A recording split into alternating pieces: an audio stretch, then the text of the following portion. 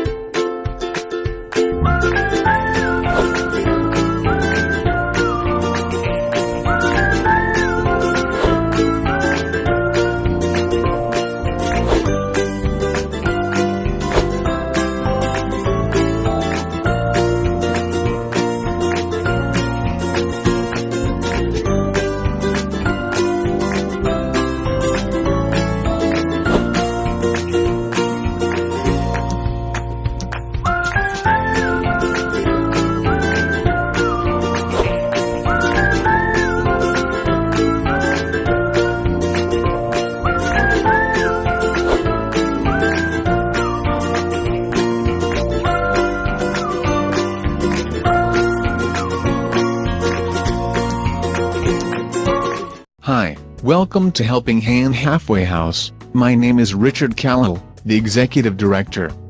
I am glad that you choose to visit us.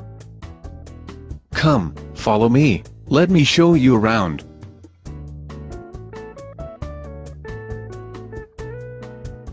What is happening?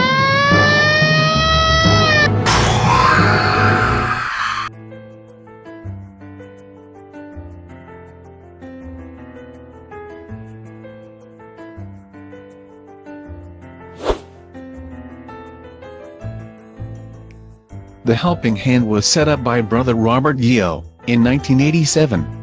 As an ex-addict himself, he felt that there was a great need in helping people with addiction problem and giving them the right service for reintegration to society.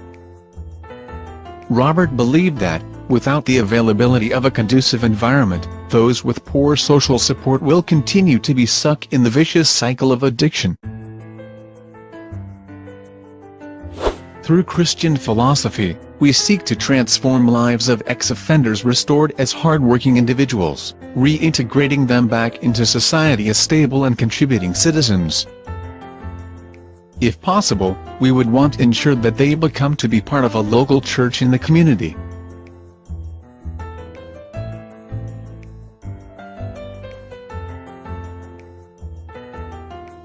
The site of the halfway house is provided by SCORE and funded by our government. However, the tenancy period is on 3-year renewal basis. Having our resident working in our mover services and furniture making business, it helps to generate 60% of the total funding needed for our operations and expenses incurred for housing our residents. 30% of the fundings comes from the prison and the government, from their PDP programs. 10% comes from public donations.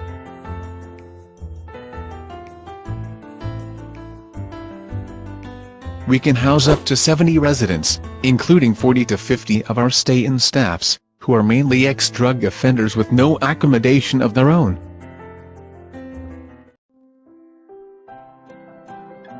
Our residents are mainly male Chinese and Indians ex-drugs offender, with ages ranging from 30 and 60 years old. We seldom accept younger males, because they are more suited to other halfway houses, like the Teen Challenge and Hiding Place, as the residents there are much younger. Usually, 80% of our residents are referred from the prison, and 20% are walk-ins, hospital, and referrals from other sources. The walk-ins must meet the 2 entry requirements we have set. Firstly, he must not be a wanted person by the law. we will screen him through the help of CNB. Secondly, he must not have active drug addiction issues, as we do not have facilities to treat the person. Normally, we will refer such case to the hospitals for detox treatment. Cases from the prison are mandated to serve their 3-month stay-in program, and, for the next 3 months, they are given the choice to continue with our in-house program, or work in the community. They can also opt out from both choices. Walk-ins are required to stay in during their first 2 months. When they are stabilized and weaned off from their drug addictions, they are allowed to go on home leave. Moreover, they are required to comply with our spiritual therapy program, and we will provide them with the necessary vocational training.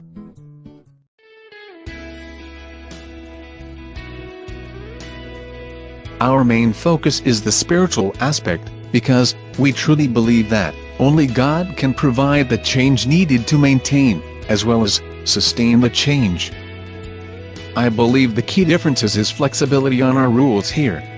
For example, our residents referred from prison are allowed home leave after their 1-month stay with us. For walk-ins, it will be applicable after 2 months. We also allow the use of mobile phones, as our resident may want to keep in touch with their families and friends. You may ask, wouldn't the residents use their mobile calls to source for drugs and contact their bad company? We believe that keeping in touch with their families and society is the key to prevent family rejection, and to foster effective community reintegration. When Helping Hand Halfway House was first incepted, it provided a 1-year residential program for ex-addicts who had problem coming out from their addiction cycle. For the first 6 months, we provided supervised residential program, and the members are not allowed to leave the premises during the time period. After their 6 months of stay, they are allowed 1 day home leave per week. However, they are encouraged to attend church services before their home leave. In 2006, we started taking cases from Singapore Prison Services to help ex-drug offenders who are just released from the prison.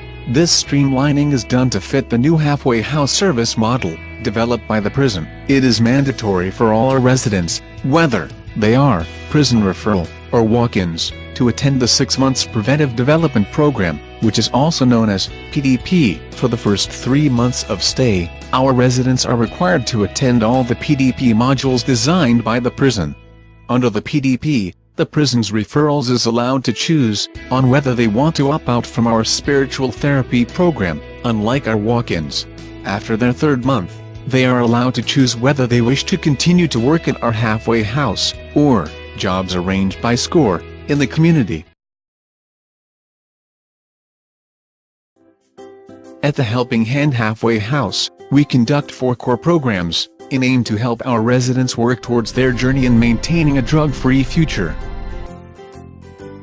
They are physical therapy, social therapy, spiritual therapy and vocational therapy. When a resident was on drug, staying healthy is inevitably the last consideration for them. We believe that our physical therapy not only foster a healthy lifestyle for our residents, but developing a healthy mindset. We have a gym which our resident could use to stay fit and productive. Due to their past addiction problems, our residents tend to be antisocial and lack skills on keeping in touch with the society. Our social therapy not only provide our residents a chance to learn new social interaction skills, but also developing new positive activities to help them stay away from relapsing to their addiction problems. We feel that our spiritual therapy plays the most important role in our rehabilitation program. Our residents are introduced to teachings of the Bible, and attending activities by the church and some of our partnered Christian organization. Our vocational therapy helps our resident to develop essential work ethics and other qualities such as punctuality, honesty and responsibility at work. Through providing in-house or jobs in the community, our resident will gain more confidence in meeting the work demands they may face in future, when they are reintegrated. I must say, there is definitely some impact on our program, since it has shortened to 6 months from the previous length of 1 year. Due to the Singapore prison's requirements, the 6 months PDP program is set to ensure that there are enough vacancy for more of their future referrals. If we can reintegrate our residents in a shorter time frame, our residents might not be ready to reintegrate back into the community. 6 months may be too short for them to be discharged from the program. They may be prone to relapse. In order to close this gap, we have come up with a 6 to 18 months extended program to allow them continue stay in our halfway house and attend our program. I feel that 2 years is the ideal length of rehab to ensure that our residents will not relapse into their addiction habit, or, if they do, it will not be instantly after they have been discharged from our rehab program. Accommodation is a big issue if our residents are discharged from our side, especially for those who has no family support. After their rehab program, their length of stay is limited, if they are not a staff. Thus, sometimes, they will need to apply for a HDB rental unit with another resident. However, given the situation where 2 residents are staying together, the relapse of one to his drug habits may inevitably lead to the other one having a relapse too. This is one of the problems we are currently facing. Therefore, for mandatory cases, we will do a 3-month follow-up after they're discharged, or even link them up with the church community. However, due to our limited manpower, we have only managed to follow up with most our discharged residents through phone calls, instead of conducting home visits. We can only acknowledge the limitation that our programs can only alleviate the symptoms, but we are unable to look into the deeper issues that they are facing. As our resources are limited, we only have 1 social worker and a few other counselors. Therefore, we are unable to provide a much extensive programs catering to the needs of our residents. Some programs are even outsourced to other organizations to run the therapeutic components under the PDP as mandated.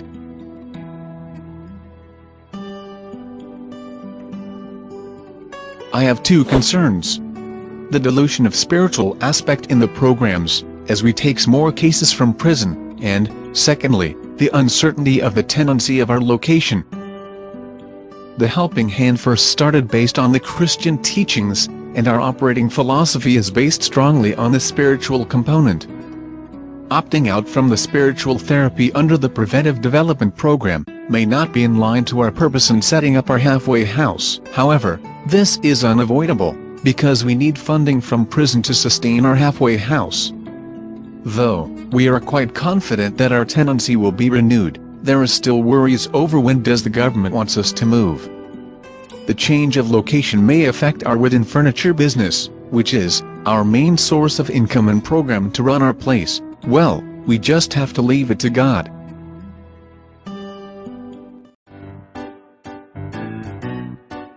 Thank you for visiting again. This is all we have for you. Hope it has been helpful.